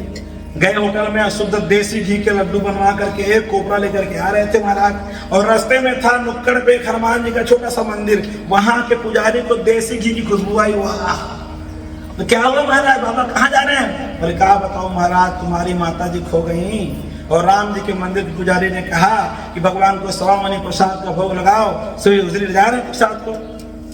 तो बोले काम करो महाराज, तो भोग तो इधर ही लगा दो आप। बोले क्यों? कि हनुमान जी ढूंढेंगे। अरे राम जी खुद की पत्नी खो गई थी, तो हमारा हनुमान जी खोज के लाया, तो तुम्हारी पत्नी मिल जाएगी, इधर ही भोग लगा दो। बात तो तुम सही कह रहे हो महाराज, बेचारे राम जी अपनी पत्नी तो खोज नहीं पाए, उनको तो तुम्हारे हनुमान जी खोज के लाए थे। उधरी चौक चौराहा के मंदिर में हनुमान जी को 1.25 मनी लड्डू का प्रसाद भोग लगा दिया। अब क्या करूं? तो तुम परिक्रमा कर लो हनुमान जी से। अब तो हनुमान जी को प्रणाम किया और वो परिक्रमा करने लगे मंदिर के।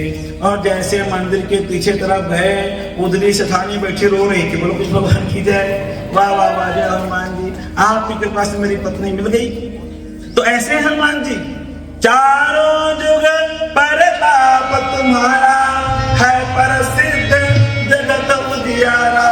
और कोई ना मिले तो हनुमान जी गुरु बना लो, उनसे बड़ा गुरु कौन होगा?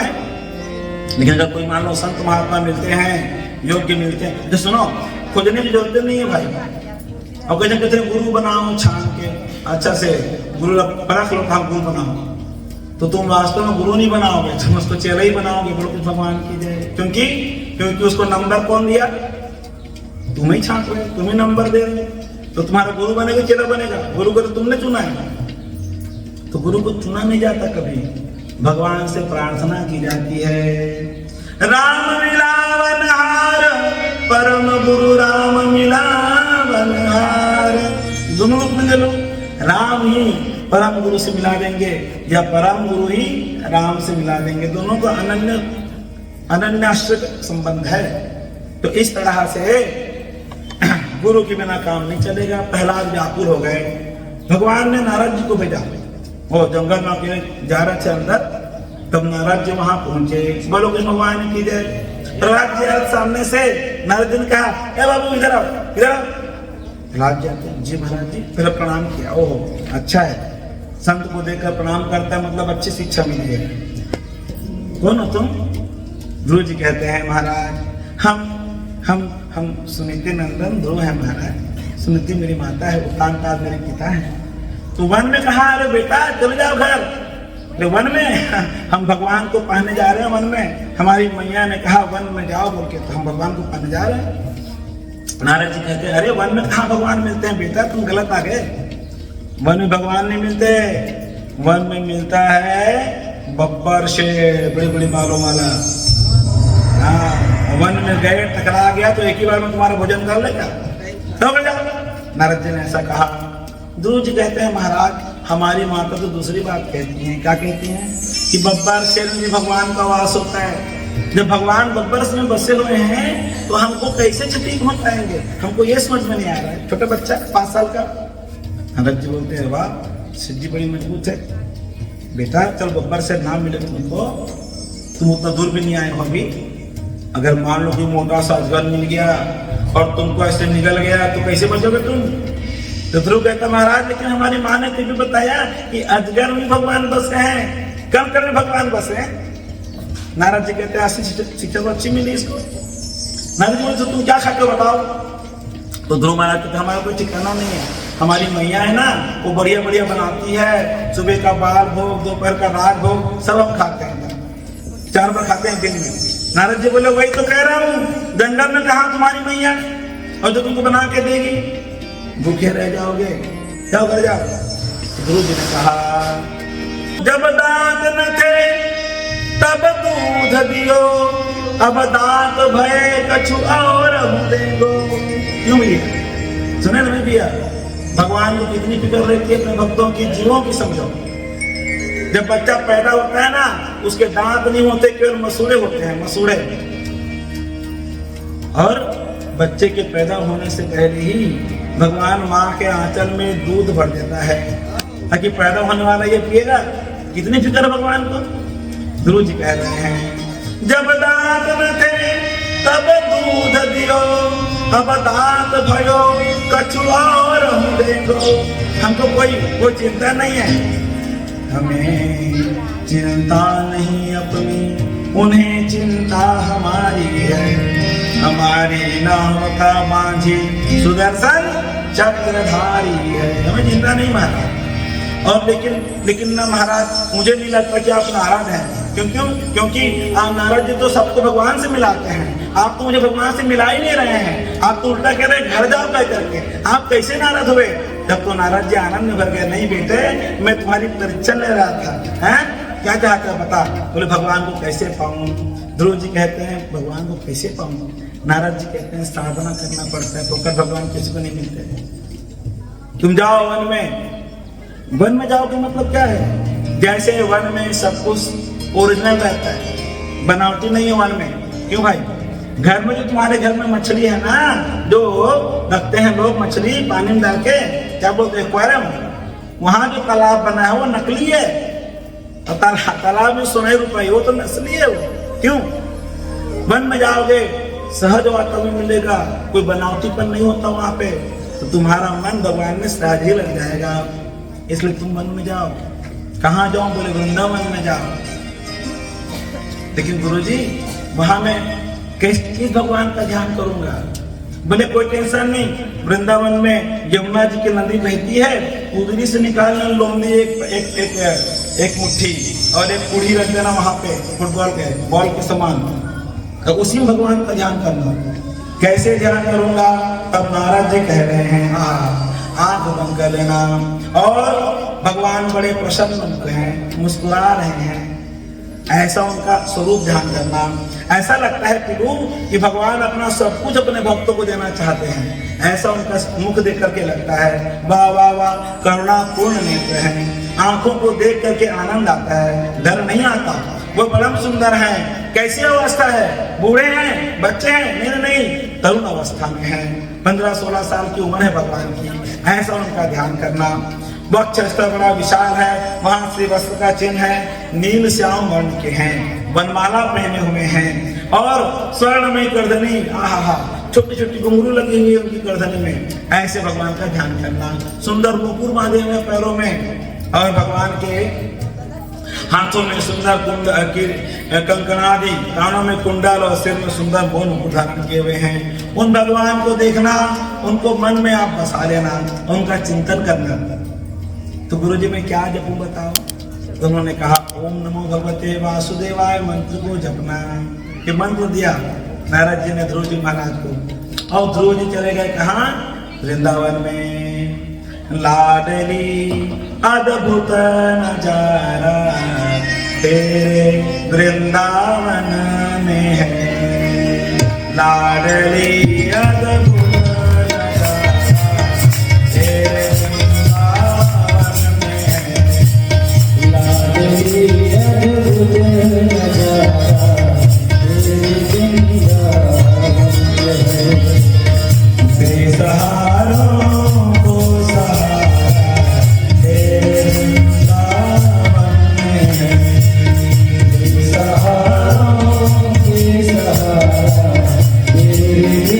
Yeah.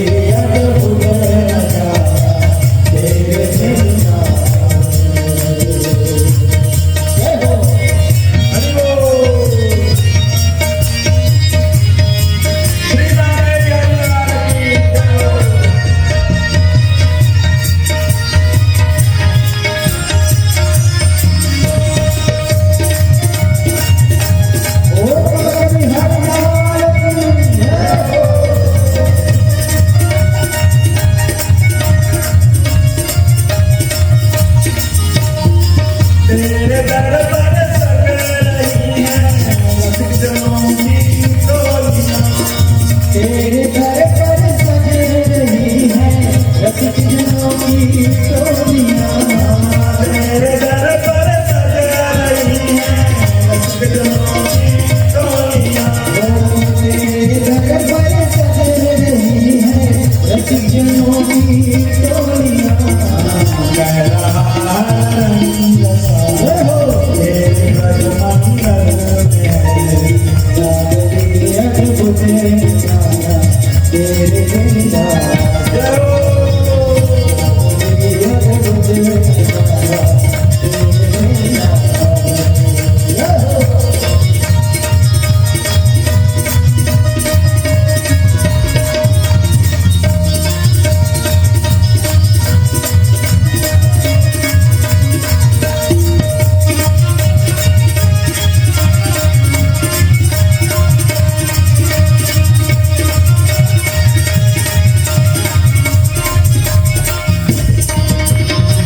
अब कहाँ जाऊं किशोरी तेरे दर को छोड़कर। अब कहाँ जाऊं किशोरी तेरे दर को छोड़कर। अब कहाँ जाऊं किशोरी तेरे दर को छोड़कर। अब कहाँ जाऊं किशोरी तेरे दर को छोड़कर। मेरे जीवन को सहारा तेरे भज मंगल में।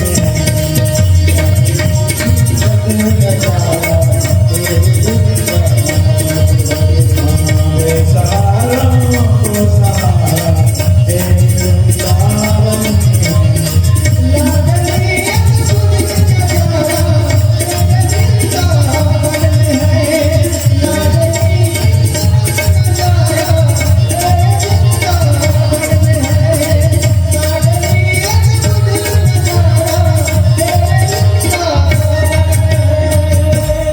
वृंदावन पहुंच गए गुरु जी और वहां जाकर के यमुना जी में स्नान करके उन्हीं यमुना जी की इतनी सी मिट्टी ले आई और महाराज पीपल के पेड़ के नीचे में रख दिया।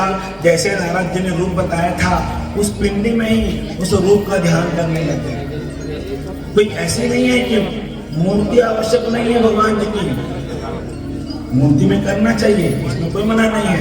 लेकिन अगर मूर्ति उपलब्ध ना हो तो क्या करें? तो महाराज जो उपलब्ध हो सामने उसी को मूर्ति मान लो, क्योंकि भगवान तो कण कण में बसे हुए हैं। शिव पुराण में लिखा है कि भगवान शंकर जी की 8 मूर्तियां होती हैं। पता है भैया कौन कौन सी 8 मूर्तियां शंकर जी की?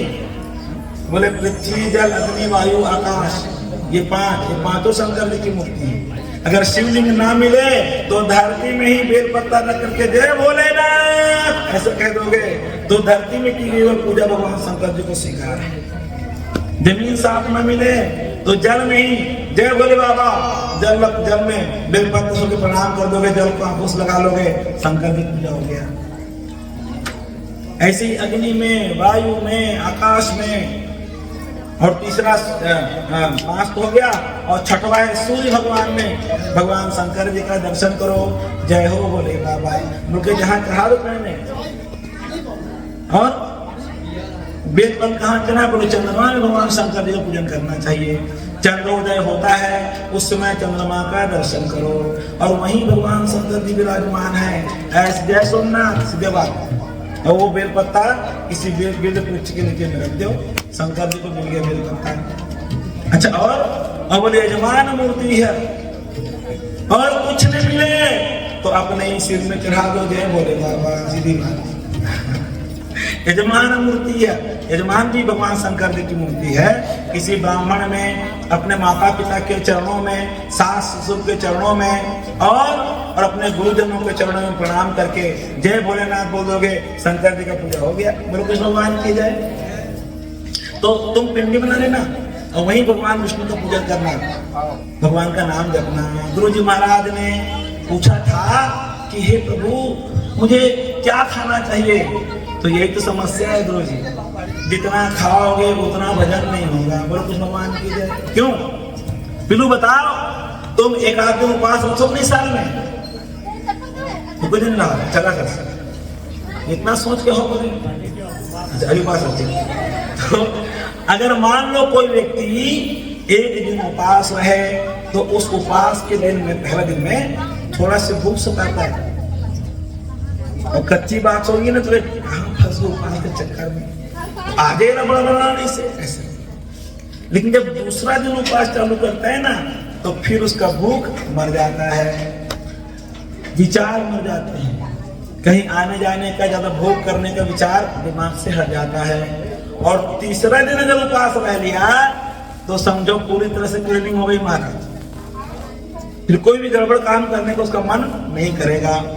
अब तो खाने के प्रति और चूक जाएगी, भूखे हो 3 दिन तक लेकिन अब खाने का मन नहीं करेगा, ये स्थिति आती है।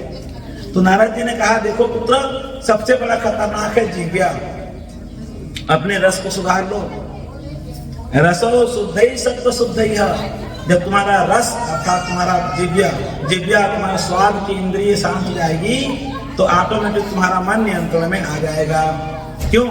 ज्यादा उछल कूद करने का मन जिसका पेट भरा होगा उसको करेगा कि जो भूखा रहेगा उसको करेगा? बताओ।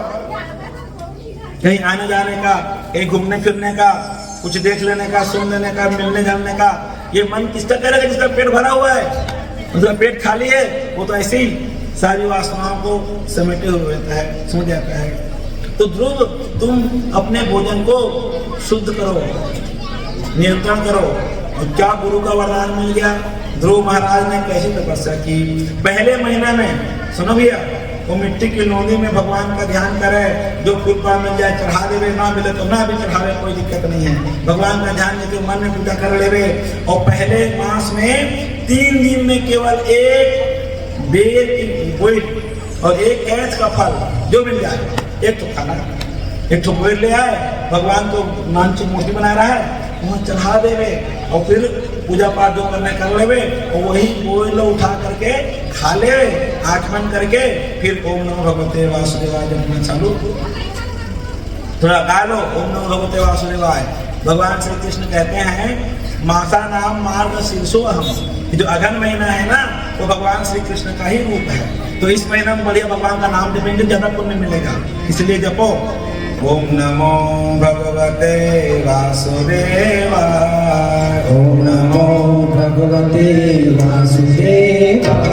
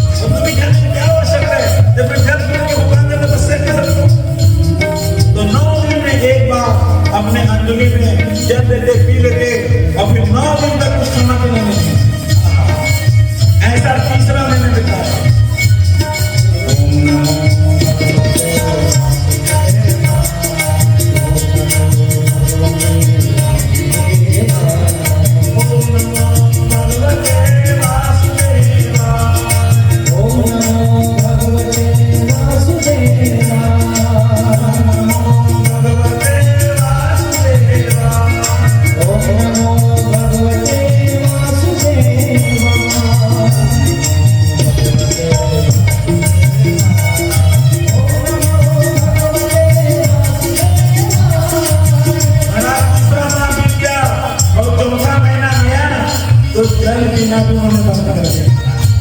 ये जल पीना भी हमारा समय बहुत बर्बाद करता है। ध्यान से सुनना, जब भगवान से सच में प्रेम हो जाएगा ना, तो एक एक क्षण भगवान के लिए जीवे, और जिस क्षण भगवान का नाम नहीं निकला वो क्षण बेकार चला गया हमारी जिंदगी से। ये भाव है।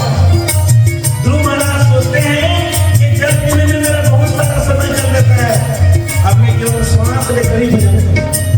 जब भी छूट दिया भैया, और चौथे महीने में हर 12 दिन में, रोज नहीं, 12 दिन में एक बार श्वास लेते हैं, एकदम रोक किया श्वास। और भगवते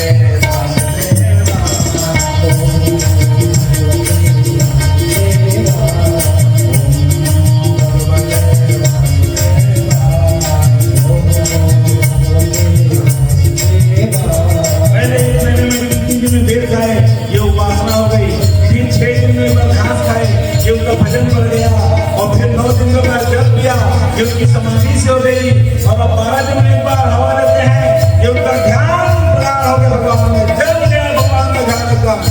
अब तो श्वास लेने की समय बर्बाद हो रहा है।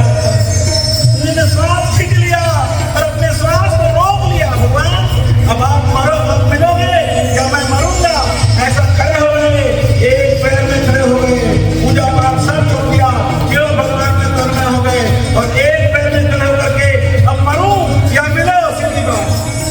ओम नमो भगवते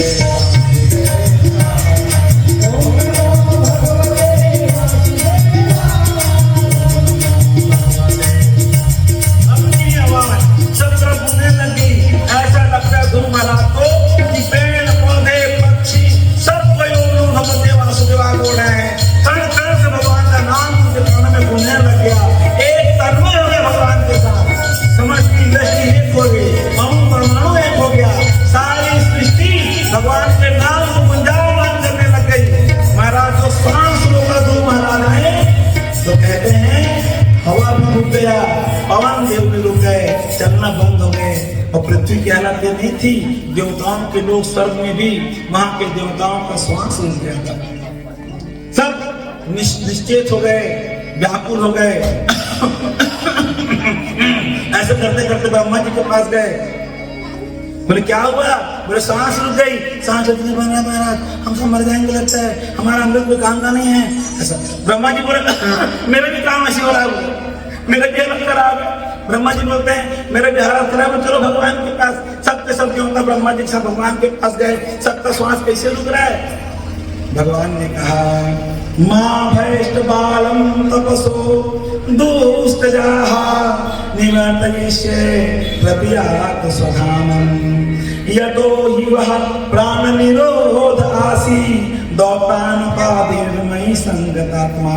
जब भगवान के ध्यान में भगत ऐसा लीन हो जाए, तब सारी सृष्टि उसका अनुकरण करने लगती है। और जैसे ही मेरे भगत ने अपने श्वास को रोक दिया ना, इसलिए चराचर सृष्टि में वायु मंद हो गई है।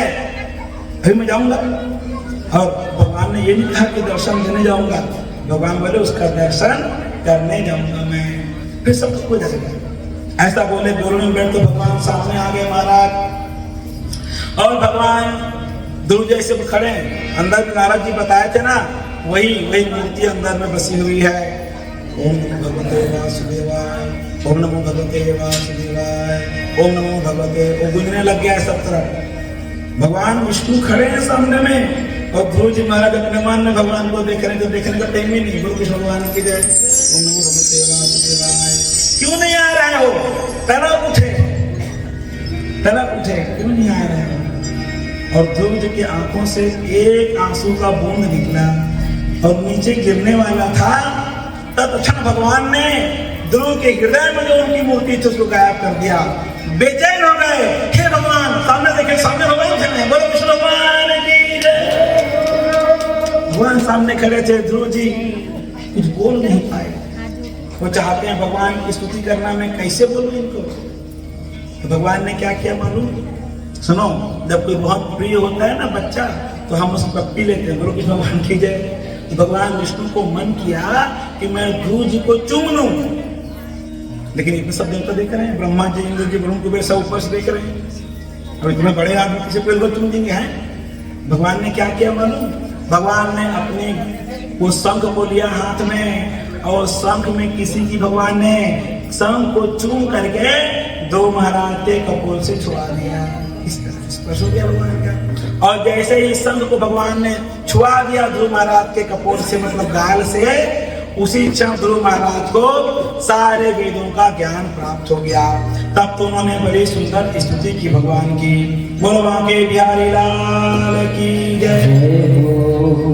भक्तिं प्रवहतां त्वयि निपसंगो भूयादनन्तमहता मम लक्ष्मणामः।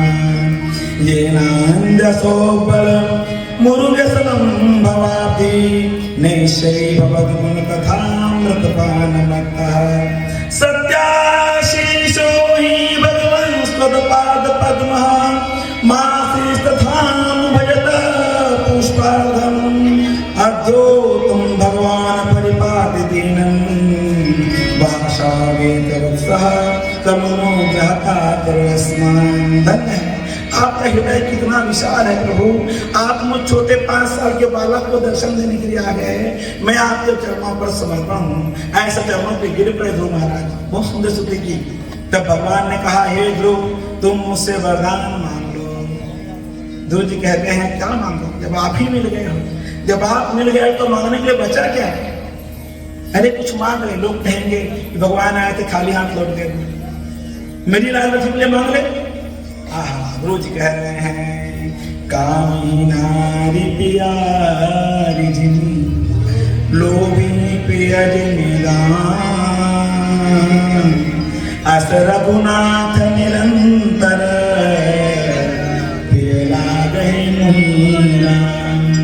ये भगवान आप देना चाहते हो वरदान, तो मुझे ये वरदान दो कि मैं कभी भी आपसे कुछ ना मांगू। यही वरदान दो। बोलो कि भगवान की जय। भगवान खुश हो गए, लेकिन भगवान ने संकल्प याद किया। ये ध्रुव आया था तो क्यों आया था? क्यों आया था? भगवान ने सोचा इसके बाप की गोदी इसको नहीं मिली थी और बाप की गोदी में बैठने की लालच में मेरे पास आया था। अब भक्ति करते करते वो कामना भी समाप्त हो गई, लेकिन चालू तो हुई थी, कामना पूरी तो होनी चाहिए। तब भगवान ने उसी क्षण गरुड़ जी का ध्यान किया। गरुड़ जी तत्क्षण वहां आसन के रूप में प्रकट हो गए। भगवान उस ध्रुव बालक को अपने गोदी में लेकर के आसन में बैठ गए। पुत्र तू पिता के आसन चाहता था और तुझे परम पिता का आसन मिल गया। धन्य हो गए ध्रुव जी। और ध्रुव जी महाराज को भगवान ने ऐसा वरदान दिए। गोदी में बैठा भगवान कह रहे हैं, हे ध्रुव तुम मुझसे कुछ नहीं चाहते, ठीक है तू मत बोल, मैं अपनी ओर से दे रहा हूं। भगवान बोलते हैं, हे ध्रुव तू शंकर जी के समान योगी होगा और इंद्र के समान तेरा राज्य होगा। कुबेर के समान तू धनी होगा, अश्विनी कुमारों के समान तू सुंदर होगा। धरती जैसी तुझमें क्षमा होगी और आकाश के समान तेरा डंका बजेगा सब ओर। जैसे आकाश सब ओर छाया रहता है, ऐसे ही तेरा नाम यश सब ओर फैल जाएगा। हे पुत्र तू जब तक चाहेगा तब तक जिएगा, जब चाहे तब मरना। ऐसा भगवान ने बताया। ध्रुव जी को कोई फर्क नहीं पड़ता है। अरे इतना वरदान दे दिया, थोड़ा हंस कर दिखा लो बालक। ध्रुव जी कहते हैं, प्रभु आपने तो मुझे उल्टे जंजाल में डाल दिया। ये सारी चीजें आती है ना, फिर आप खसक जाते होते हैं। बोलो कृष्ण भगवान की जय। नहीं बात, कोई बड़ा सिद्ध हो जाए, बड़ा जिसका नाम का डंका बनने लग जाए, बहुत बिजनेस हो जाए, बहुत पैसा कौड़ी आ जाए, कि भगवान को याद करने का टाइम कहाँ रहता है फिर? और आप कहीं मुझे जाल में तो नहीं फंसा रहे हो, मुझे नहीं फंसना। भगवान कहते हैं, तूने मेरी गोद को प्राप्त कर लिया बच्चे, ये चीजें तुम्हारा कुछ नहीं बिगाड़ेंगी, तू केवल मेरा भक्त है, इसलिए स्वीकार कर ले। भगवान ने कहा। ध्रुव ने स्वीकार किया। पता है 36,000 साल तक शासन किया ध्रुव महाराज ने। और क्या करते रहे? बोले भगवान का भजन ही करते रहे। प्रजा तो वैसे ही सही चल रही है। बोलो कृष्ण भगवान की जय। 36,000 साल बीत गए। तब ध्रुव जी महाराज बैठे थे आसन में और तभी एक सुंदर सी स्त्री आई। बोलो कृष्ण भगवान की जय। बहुत सुंदर पीलू, समझे? ध्रुव महाराज देखते हैं ये कौन आ रही है? इंद्र देवता की पत्नी का नाम सची है, मैंने उसको देखा है, ये तो उससे भी सुंदर है। मैंने भगवान शंकर जी की पत्नी पार्वती को देखा है, ये तो उससे भी सुंदर है। और मैंने भगवान विष्णु की पत्नी लक्ष्मी को भी देखा है, ये उससे भी सुंदर है, कौन महिला है, ये कौन लड़की है, कौन स्त्री है, ऐसा सोचने लग गए। आसन में बैठे थे, वो सामने आई वो कन्या और हाथ जोकर ध्रुव जी महाराज को प्रणाम करती है। ध्रुव जी महाराज कहते तुम कौन हो देवी? उन्होंने कहा कि महाराज मुझे नाम बताने का आर्डर नहीं है। बोलो कृष्ण भगवान की जय। मैं सबके पास आती हूँ लेकिन नाम किसी को बताते नहीं मैं कौन हूँ। ध्रुव जी महाराज ने कहा क्यों आए हो यहाँ पे? बस मैं आपका स्पर्श करना चाहती हूँ। क्यों स्पर्श करोगी? बोले मुझे धन्य होना है। तुम हो कौन है तो बताओ, बताओ मैं दंड दूंगा। ध्रुव महाराज ने अपना तलवार को हाथ लगाया, उसी से वह कांपने लग गई वह सुंदर कन्या और बोलती है महाराज आपसे डर लग रहा है, आप इतना कह रहे हो तो बता रहे हूँ मैं कौन हूँ। मेरा नाम मृत्यु है। क्या है? मृत्यु है। मैं सबको छूने के लिए आती हूँ और बिना बताए आती हूँ, इसलिए मैं आपके पास, लेकिन मेरी हिम्मत नहीं है आपको छूने की, इसलिए मैं आपसे परमिशन ले रही हूँ। क्या मैं आ जाऊं? ध्रुव महाराज कहते हैं क्या मैं छू लूं? पूछती है मृत्यु। तो ध्रुव जी कहते हैं तुम मुझे छू लोगे तो क्या होगा? बोलिए शरीर छूट जाएगा आपका, ये शरीर आपका छूट जाएगा। तो शरीर छूटने पर क्या होगा? बोले अगर पाप को किया होता है भगवान तो वह नरक जाता है, और कोई पुण्य किया होता है तो वह स्वर्ग जाता है। आपने पाप कोई किया नहीं और पुण्य करने की इच्छा थी नहीं, इसलिए तो आप स्वर्ग जाओगे ना नरक जाओगे, आप तो सीधे भगवान के धाम में जाओगे। तो ध्रुव महाराज ने सोचा इतना भी क्या जीना यार, 36,000 साल कम होता है क्या? और क्या पता भगवान चाहते हो कि हम निकल लें। तो ध्रुव महाराज ने कहा तुम मेरा स्पर्श कर लो, मैं तैयार हूँ। तो मृत्यु कहती है डर लग रहा है, क्योंकि जब मैं आपकी ओर हाथ बढ़ा रही हूँ तो कोई दिव्य शक्ति मुझे जलाए दे रही है। अब क्या करें? ध्रुव महाराज अब क्या करें? तो मृत्यु कहती है मैं यहाँ बैठ जाती हूँ और आप मेरे सिर पर पैर रख करके अपने भगवान के पास चले जाओ। सिर पर पैर रख लो। ध्रुव महाराज ने कहा ठीक है, तुम्हारा आदर तो करना ही है, बैठ जाओ। तो मृत्यु के सिर पर पैर रख करके महाराज मृत्यु मूर्धनि पदम दत्वा आरूरोहार अद्भुतम ग्रह। जैसे ही मृत्यु के सिर पर ध्रुव महाराज ने चरण रखा, उसी समय सारे पार्षदों के साथ भगवान का दिव्य विमान वहां प्रकट हो गया। और जैसे विमान में बैठे ध्रुव महाराज भी चतुर्भुज रूप हो गए। 4 भुजा वाले ध्रुव महाराज विमान से जाने लग गए। तो कहते हैं ठहर जाओ पार्षदों ठहर जाओ। बोले क्यों, क्या हुआ महाराज? बोले मेरी माता कहाँ है? उन्होंने मुझे ज्ञान दिया था तब मैं वैकुंठ जा रहा हूँ, मेरी माँ का क्या हुआ? तो बोले वो देखिए आपके सामने में आपकी माता का विमान चल रहा है और याद कर लो। बोलो कृष्ण भगवान की जय। हमारे वेद भगवान कहते हैं सदगति को प्राप्त होता हुआ पुरुष जिसको याद करता है उन सबकी सदगति होती है। बोलो कृष्ण भगवान की जय। प्रमाण ये है ध्रुव जी ने अपनी माता को याद किया। माता ने कोई तप नहीं किया था, पतिव्रत धर्म का पालन किया था, लेकिन ध्रुव महाराज की कृपा से जैसे उन्होंने याद किया उसी क्षण उसकी माता भी भगवान के धाम में जाने के लिए विमान में विराजमान हो गई। तो क्या समझे? तो कैसे संतान को उत्पन्न करना चाहिए? मनुक्ति कह रहे हैं जननी जने तो भगत जने, कै दानी कै सूर, नाही तो फिर बांझ रहे काहे खोए नूर। समझे? इसमें मनुदास जी कहते हैं जैसे ध्रुव ने अपनी माता को तार दिया, ऐसे ही माताओं जननी जने तो भगत जने, कै दानी कै सूर। फैमिली प्लानिंग बनाते हो ना, इतना बच्चा पैदा करेंगे तो ये नहीं बनाते जो बच्चा भगत होगा कि क्या होगा। तो मरुदास जी कह रहे हैं जो भी बच्चा पैदा करना चाहते हैं, जो माताएं संतान उत्पन्न करना चाहती हो, वो ये 3 कसम पहले ही खा ले। क्या?